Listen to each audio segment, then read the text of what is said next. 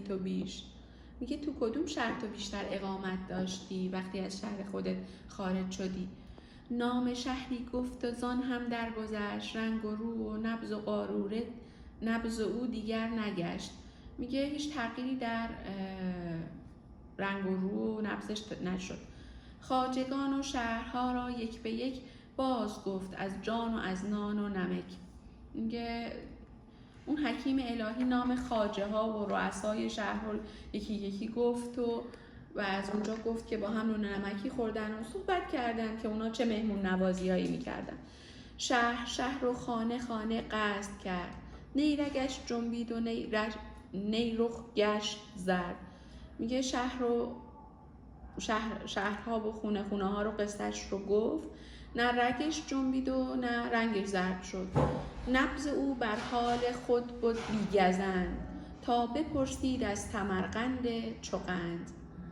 میگه نبض کنیزک به حالت عادی خودش بود تا وقتی که برسید به شهر سمرقند که برای اون کنیزک یادآور خاطرات شیرین بود. اینجا حضرت مولانا اشاره به خاطر این اشاره به سمرقند داره چون کودکی خودش هم در سمرقند بوده و برای همین سمرقند رو از قند میگه، مثل سمرقندی که مثل قند میمونه. نبض جست و روی سرخ و زرد شد، که از سمرقندی زرگر فرد شد. میگه اینجا نبضش جهید و روی سرخ شد و زرد شد وقتی که از سمرقند گفت و یاد زرگر افتاد. رویش از عشق و دوستی به زرگر سمرقندی زرد و سرخ شد. چون ز رنجور آن حکیم این راز یافت، اصل آن درد و بلا را باز یافت. میگه همین که اون حکیم الهی از راز بیماری اون کنیزک آگاه شد، به اصل حقیقت بلا پی برد. فهمید که بیماری کنیزک بیماری عشقه. گفت کوی او کدام است در گذر، او سر پل گفت و کوی قادفر. قادفر یک نامی از محله های سمرقند. میگه حکیم الهی از کنیزک پرسید محله زرگر تو کدوم گذر بود؟ کجا بود؟ دقیق بگو سر کدوم پل بود؟ گفت دانستم که رنجت چیست زود، در خلاصت سحرها خواهم نمود. میگه اون حکیم گفتش که من بیماری تو رو فهمیدم و هر چه زودتر شروع میکنم تو رو از درد نجات میدم و معجزاتی پیش میاد.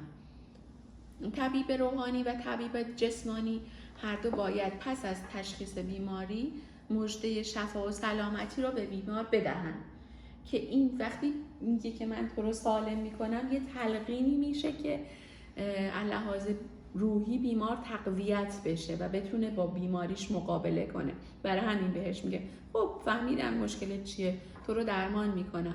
شاد باش و فارغ و ایمن که من آن کنم با تو که باران با چمن. میگه حالا خوشحال باش و برو راحت باش، من یه کاری با تو میکنم که بارون با چمن میکنه. من غم تو میخورم تو غم مخور، بر تو من مشفق ترم از صد غم مخور، بر تو من مشفق ترم از صد پدر. من غم تو میخورم تو غم مخور، با تو من مشفق ترم از صد پدر. یه از صد تا پدر من با تو مهربونم، تو غم نخور من غمت رو میخورم. هان و هان این راز را با کس مگوی، گرچه از تو شه کند بس جستجو. میگه این راز رو با کسی مگو، اگر چش حتی به شاه هم نگو این اتفاق رو، حتی اگر ازت پرسید نگو. به کنیزک میگه گورخانه راز تو چون دل شود، آن مرادت زودتر حاصل شود. ما چقدر میگیم که اسرارمون رو نگیم، خواسته هامون رو نگیم که آرزوهامون زودتر برآورده بشه. حالا تو این بیت اونجا حضرت مولانا میگه اگه رازت رو در دل نگه داری زودتر به مراد میرسی. گفت پیغمبر که هر که سر نهفت، زود گردد با مراد خیش جفت.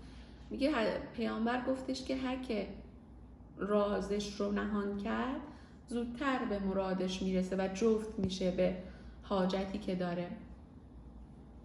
یه حدیث هم آوردن که نیازهای خود را با پوشاندن آنها برآورید که هر صاحب نعمتی مورد حسادت است.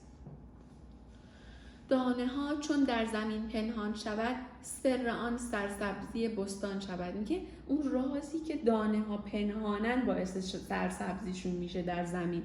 زر و نقره گر نبودندی نهان، پرورش که یافتندی زیر کان. میگه که اگر نقره و زر نهان نبودن، چگونه ممکن بود که در معدن اینها پرورش پیدا کنند و معدن ایجاد بشه؟ وعده ها و لطف های آن حکیم، کرد آن رنجور را ایمن زبی. میگه قول هایی که بهش داد که تو خوب میشی، به کسی چیزی نگو، اصلا اون بیمار رنجور کنیزک رو یه ذره ایمنش کرد، از ترس دورش کرد.